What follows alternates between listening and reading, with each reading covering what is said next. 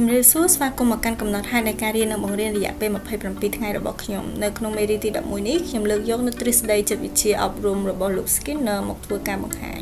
លោក Skinner គឺជាអ្នកចិត្តវិទូដែលល្បីល្បាញទៅលើទ្រឹស្ដី operant conditioning ដែលនិយាយអំពីអាកប្បកិរិយាមួយកើតឡើងវាអាស្រ័យទៅលើរំញោចដែលទទួលបាននៅពេលដែលមានរំញោចនោះផ្ដល់ផលនៅវិជ្ជមាន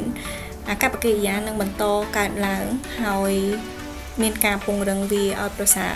ប៉ុន្តែប្រសិនណាបើរំញោចនោះផ្ដល់ផលជាអវិជ្ជមានឬក៏ពិន័យអាកប្បកិរិយានោះនឹងថយចុះឬក៏បញ្ឈប់តែម្ដងហើយទ្រឹស្ដីនេះពិតជាមានសារៈសំខាន់មែនទែននៅពេលដែលយើងអនុវត្តក្នុងថ្នាក់រៀនក្នុងការបង្កើតនៅលទ្ធផលរំពឹងទុកមួយដែលជាក់លាក់និងការផ្ដល់នៅព័ត៌មានត្រឡប់ភ្លាមទៅដល់សិស្សានុសិស្សពីព្រោះ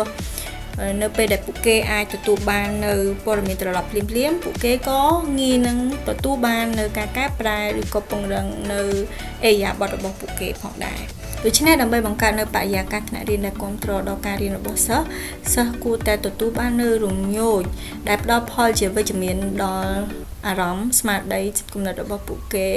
ទើបពួកគេអាចបន្តពង្រឹងអាកប្បកិរិយាហើយបន្តចូលរួមនិងធ្វើសកម្មភាពជាមួយយើងផងដែរនៅក្នុងវីដេអូនេះខ្ញុំមានតែប៉ុណ្្នឹងទេអរគុណជួបគ្នាក្នុងវីដេអូក្រោយ